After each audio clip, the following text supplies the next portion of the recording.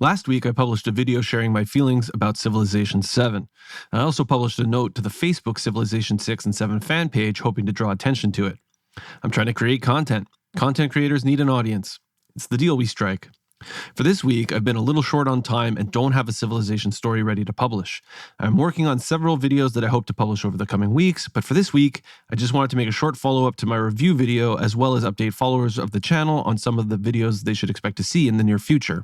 So enjoy the B-roll and my thoughts on what it's like being a content creator in 2025. Welcome to Civilization Stories, where we explore alternatives to history through the lens of the world's most addictive video game. Now, I've been around longer than the internet. I can literally remember a time when it did not exist. I remember going from one day there being no such thing to, hey, have you heard about the internet? I'm not stupid.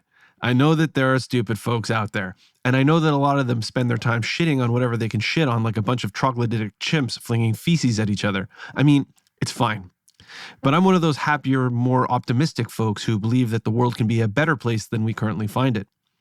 They say that the arc of the moral universe is long, but that it bends towards justice. Whatever I can do to kick at the curve so that it bends more sharply, I will.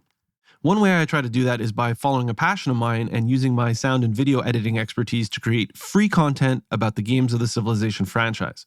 So, to be accused of being a corporate shill or a troll fishing for viewers through gotcha clickbait, well, that is a stance anyone is allowed to take, I guess. But the truth is, I'm just a guy who loves Civ. That's it. I've been a cog in the wheel of modern industry for a long time. I have a job and some side hustles. I've got a loving partner. I put my pants on one leg at a time. And I enjoy a good cup of joe and a poop in the morning. Pretty average, really. Just like everybody else. But like a lot of folks, I have a creative drive that I enjoy exploring. And on the internet, I have my persona, an emotional husky, not a troll. I trust that if I met anyone who left a cruel comment at my expense in real life, we'd get along like good pals. We already have our love of civilization in common. And what more do you need? So here's the thing. When I publish a video about how Civ 7 has broken my heart, I'm not trying to trash on Civ 7. Nor is anyone who doesn't feel fully satisfied by what the game has become.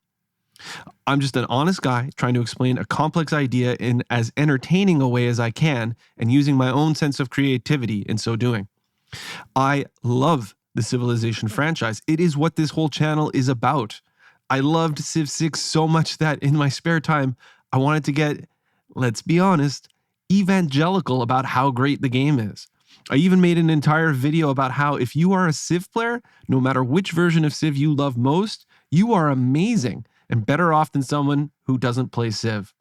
By the way, I'm going to throw links in the description to videos I mentioned, so check those out. And oh yeah, if you like Civilization games, we have something in common. Let's bro out.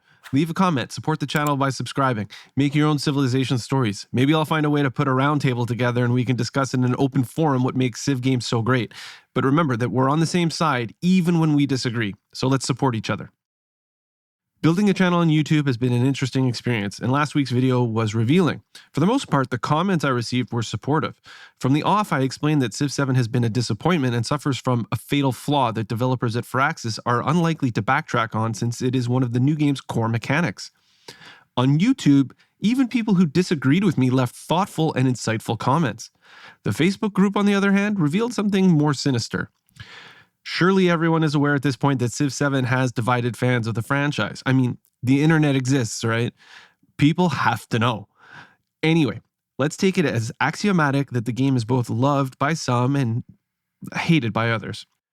What I find so strange is how those that love the game seem to feel threatened by those that don't. What I also find fascinating is people who say things like, I have a hate boner, don't know what that is, for Civ 7. As I said, most of the feedback on my review was positive, but I do feel like this is a sensitive time for the Civilization franchise. Many loyal players have stated plainly that they are finished with the franchise because the philosophy behind it has now strayed so far from what made it great. And this seems to be a trend in the world of entertainment in the 2020s as beloved IPs fade into obscurity after losing hold of the fan base that built it. I feel like it's also a sensitive time for men. And when I look at the statistics on my channel, I'm reminded that Civilization games and video games in general tend to be a male-dominated arena. I love playing Civ, and it's an activity I do alone on time that belongs just to me. It's time I get for myself in a world where other people often make demands on my time. That's what I love about it. But I do think that sharing and building social capital are important too. Sharing your thoughts and opinions are great ways to build meaningful connections, especially when it's with a subset of people with whom you hold something in common. So, at the risk of alienating that 0.7%, which I trust are my mom and my girlfriend, let's, as Civ players, buck up and start acting like real men who drive the world forward to be better than it is, because flinging shit is for monkeys, not men. There is nothing toxic about being masculine. Being masculine means working together to achieve a common goal. It means rationally thinking through every situation. It means holding on to an emotion or two, knowing that every act of impulsivity has consequences.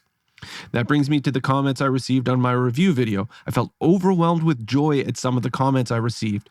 There were more than a few well thought out essay-like messages from individuals who took the time to watch the whole video and understand its message. Even if they disagreed with my central thesis, they set about explaining their own position in a detailed and respectful manner. These are the Civ fans I want to get to know. Because any Civ game, whether you love it or hate it, is part of the Civilization experience. Civ games rise and fall and are built in layers. They stack upon each other and evolve over time. It's okay to live through dark periods. It's okay to disagree. But it matters how you comport yourself through every phase. So, when I received notice from moderators of the Civilization 6 and 7 fans page that my original post had been removed for upsetting too many people, besides enjoying my first foray into cancel culture, I was left befuddled as to what had happened to people's ability to engage in civilized debate. Attached was a list of the fan page rules. My post, in and of itself, violated none of them. But I guess from there things got a little out of control. How could it be so upsetting for one person to write and deliver an essay on how a great game is only really kinda average? I get the sense that learning how to behave around others you disagree with is a skill that the digital age is losing, because digital shit, once flung from the spiteful monkey, does not stick. But staying cool in the face of others' disdain is part of growing up and an important skill to learn.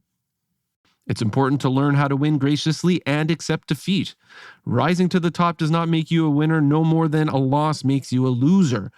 We are all competitors cooperating in the game that is life, and that should be fun for all. Similarly, we need to cooperate to engage with game developers to make Civilization a game that is great for lovers of the game, old and new. We cannot rise to the challenge if there is no one there to hold our feet and their feet to the fire.